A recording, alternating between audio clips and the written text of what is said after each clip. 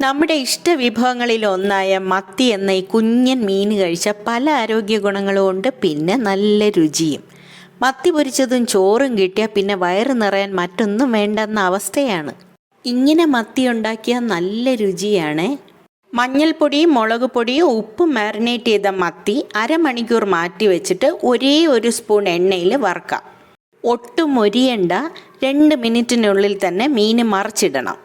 മീനിൻ്റെ 2 വശവും പകുതി കുക്കാവുമ്പോൾ 1 കപ്പ് ചെറിയ ഉള്ളി ചേർത്താൽ മാത്രമേ രുചി ഉണ്ടാവുള്ളൂ.